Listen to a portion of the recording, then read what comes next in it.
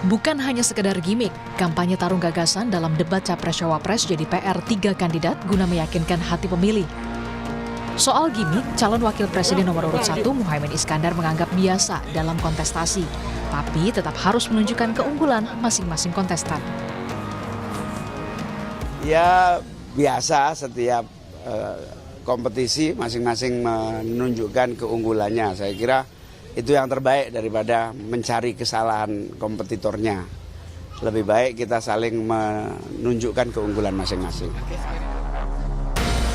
Sementara soal debat, Ketua Koordinator Strategis TKN Prabowo Gibran punya jawaban. Sufmi Dasko Ahmad yakin Gibran punya persiapan matang jelang debat. Apalagi Gibran punya pengalaman saat pemilihan wali kota Solo. Bahwa ada anggapan-anggapan bahwa Mas Gibran misalnya takut debat, ya kita lihat aja nanti gitu loh.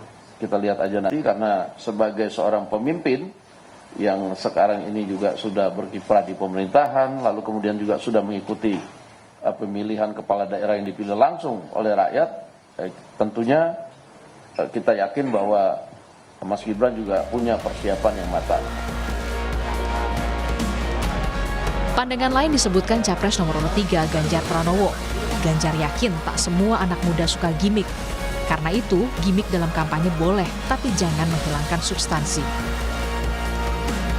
Enggak, saya menghormati gimmick orang, tapi hari ini anak-anak muda mesti diedukasi.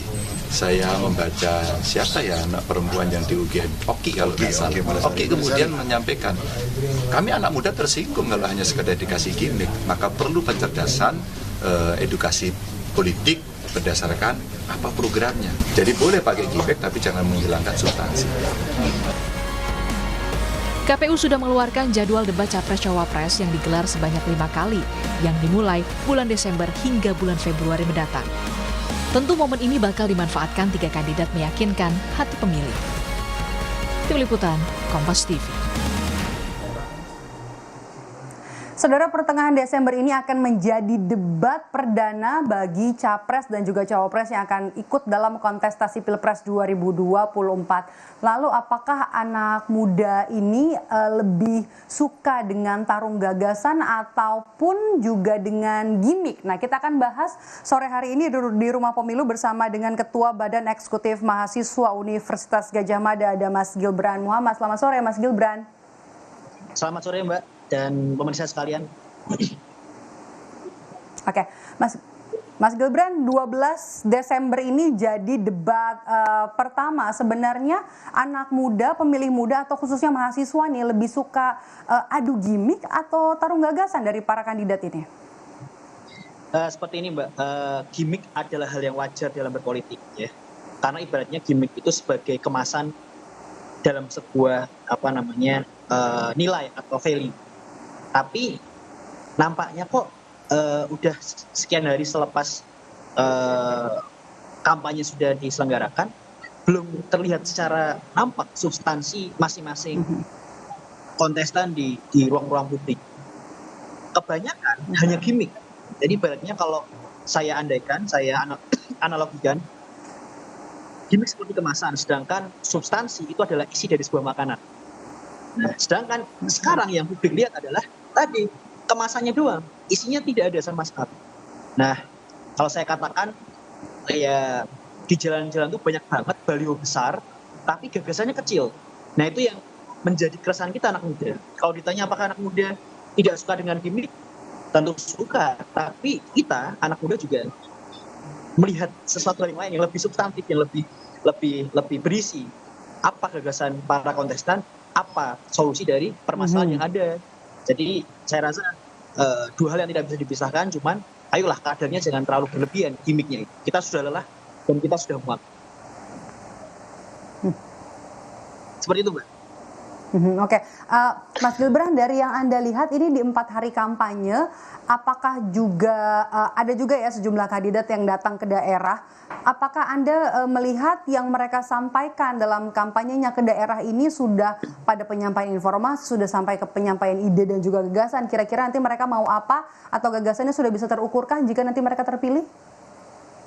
Sejauh ini saya belum melihat substansi yang benar-benar kentara. Karena kalau kita lihat di daerah-daerah, metode kampanye yang dilakukan adalah metode kampanye yang saya ngelihat metode yang lebih condong pada sifat hiburan, kayak misal konser, kemudian perlombaan e-sport dan semacam, atau bahkan menggunakan sarana prasarana agama untuk mendulang suara, misal membuat sholawatan, membuat pengajian bersama, membuat doa bersama. Itu yang saya rasa menjadi hal yang cukup menyedihkan ya, Mbak. Alih-alih fokus pada substansi dan gagasan, ketika sedang diselenggarakannya entah itu konser, entah itu pengajian, entah itu apapun, saya jarang melihat para kontestan ini fokus pada substansi.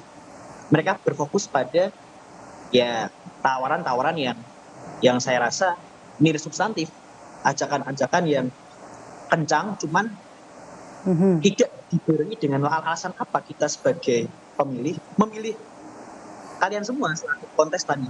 Itu yang menjadi Intinya kayak cuma janji-janji seperti yang bisa disampaikan ya setiap kali kampanye, setiap kali kita ikut kampanye begitu ya, melihat apa yang ada di kampanye. Nah, tapi Mas Gibran, yang Anda lihat itu kan dari kampanye belusukan yang sudah dilakukan dalam 4 hari ini dari kandidat capres dan cawapres. Tapi kalau misalnya untuk debat-debat di kampus, debat-debat di universitas, yang Anda lihat seperti apa? Kan selama ini hanya isinya sindiran, kemudian juga curhatan, bahkan saling serang dari para kandidat. Menurut Anda bagaimana soal ini? Nah, saya sangat senang ketika MK sempat memutuskan dan telah memutuskan bahwa kampus bisa menjadi sarana kampanye. Kenapa, Mbak? Karena kita melihat bahwa kampus itu semestinya mampu menjadi alat screening para calon pemimpin, menjadi alat, menjadi entitas yang mampu untuk menyaring, memfilter gagasan-gagasan dari para kontestan. Karena isinya kampus kan orang-orang yang berintelektual, memiliki keahlian di bidangnya masing-masing, dan itu saya rasa bisa mampu menjadi sarana screening bagi para calon pemimpin bangsa. Kita perdebatkan pikiran-pikiran mereka, kita tantang pikiran-pikiran mereka.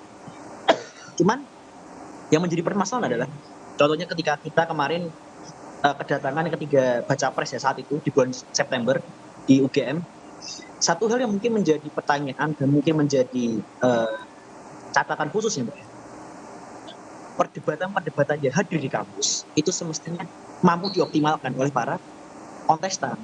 Jangan sebatas, jangan cuma menjadikan hadirnya para kontestan itu ke dalam ruang-ruang diskusi itu cuma untuk semacam absen saja, tidak benar-benar menyiapkan gagasan secara komprehensif. Buktinya apa? Kemarin ketika kita membuat diskusi dengan para ketiga capres, banyak program kerja, kemudian banyak visi misi yang saya rasa belum tersampaikan secara komprehensif. Apa motifnya, apa dasarnya, apa output endingnya, dan bahkan saya khawatir ada beberapa program kerja yang saya melihatnya ngawur, Mbak. Artinya rasionalisasinya seperti apa? Apakah dengan kondisi negara yang seperti ini bisa tercapai program kerja itu? Misal beberapa kandidat mencanangkan pertumbuhan ekonomi hingga 7,5%, 7-7,5%. Indonesia sekarang itu stagnan di angka 5%. Persis seperti yang disampaikan oleh Pak Jokowi ketika kampanye dulu, angkanya 7%, tapi sampai sekarang tidak terrealisasi. Terlebih ada beberapa program kerja lain yang saya rasa patut dipertanyakan, patut diuji apakah realistis program-program kerja itu. Jadi saya harap kalaupun para kontestan ini hadir kembali ke dalam kampus, yuk kita. Jadi kalaupun misalnya ada gagasan yang ini disampaikan ini sekiranya terukur, dan kalau mau debat juga harusnya punya data begitu ya, Mas Gibran. Nah, tapi kalau misalnya dari mahasiswa sendiri, dari kaum kritis ini, concernnya apa sih nanti dalam tarung gagasan antara calon kandidat capres dan cawapres ini? Pengennya apa yang jadi concern dari mahasiswa? Sederhana, Mbak, kita pingin para kontestan ini fokus pada masalah, bukan sebatas bikin program kerja, tapi respon masalah. Itu yang kadang menjadi catatan kritis bagi saya dan mungkin bagi teman-teman yang lain, bahwa ya oke lah 2024 ini adalah pesta demokrasi, pesta adalah ya gembira, senang, tapi jangan lupa bahwa 2024 itu adalah titik balik bangsa. 5 tahun itu waktu yang pendek dengan berbagai macam permasalahan bangsa ini. Jadi kok ayolah para kontestan jangan cuma sebatas menyodorkan atau memperpus program kerja yang tujuannya untuk menarik suara, tapi tujuannya adalah untuk mengatasi masalah. Itu menjadi permasalahan bagi dan concern bagi kami anak muda. Oke. Oke. Jadi intinya bisa membaca masalah yang saat ini dihadapi oleh bangsa Indonesia dan kemudian menghadirkan solusi, begitu ya Mas Gilbran? Mas Mbak, jadi itu tidak perlulah membuat program kerja yang aneh-aneh, tidak perlulah membuat program kerja yang sangat, kalau kata anak muda itu adalah clickbait. Jangan. Kita anak muda bukan entitas yang bodoh. Jumlah kita lebih dari setengah jumlah pemilih. Jadi jangan macam-macam. Kita punya kacamata objektif yang tentu melihat apa yang ditawarkan bukan berdasarkan ketertarikan kita pribadi, tapi berdasarkan permasalahan yang ada. Apa solusi dari masalah yang ada sekarang? Tuntaskan, jangan cuma sebatas membuat program kerja yang tujuannya adalah untuk mencari suara semata. Gitu, Mbak. Oke, yang terakhir, mewakili suara dari teman-teman mahasiswa, anak muda kaum kritis sebagai mahasiswa, sebagai anak muda, Mas Gibran, apa sih sebenarnya yang pengen anak muda ini lihat dalam debat capres-cawapres nanti, adu gagasan, atau ada yang perlu disempurnakan kan supaya nanti lebih seru nanti pada saat debat pilpres pertama, jangan kaku begitu. Apa yang selain adu gagasan, apalagi yang ingin diharapkan anak-anak muda, mahasiswa dan juga kaum kritis di debat nanti? Gini Mbak, kita sebagai anak muda suka sekali melihat antar kontestan itu mendebat satu sama lain. Namun mendebat bukan cuma sebatas debat, tapi mendebat yang substantif. Karena kalau kita berkaca di tahun 2014 menjatuhkan ya, itu cuma debat yang menyenggol atau vis-a-vis dalam konteks personal, tidak menyinggung secara substantif, dan itu justru mengaburkan substantif. Jadi kami senang ketika debat itu berjalan dengan panas, cuman panas yang substantif, panas yang bisa memberikan kacamata publik bahwa kita sebagai para kontestan siap untuk berdebat dan siap untuk mengatasi permasalahan bangsa. Seperti itu, Mbak. Oke, baik, terima kasih. Kita tunggu nanti debat perdana Capres-Cawapres pada tanggal 12 Desember 2023. Semoga nanti masing-masing kandidat, masing-masing paslon ini bisa menyampaikan adu gagasan dan kemudian debat ini nanti bisa lebih substantif, edukatif dan juga informatif. Pesannya sampai gagasan yang terukur ini bisa sampai kepada publik sehingga bisa meyakinkan publik siapa nanti akan dipilih dalam Pilpres 2024 nanti. Terima kasih sudah bergabung bersama kami Ketua Badan Eksekutif Mahasiswa UGM Gilbran Muhammad. Sehat selalu Mas Gilbran. Terima kasih, Mbak.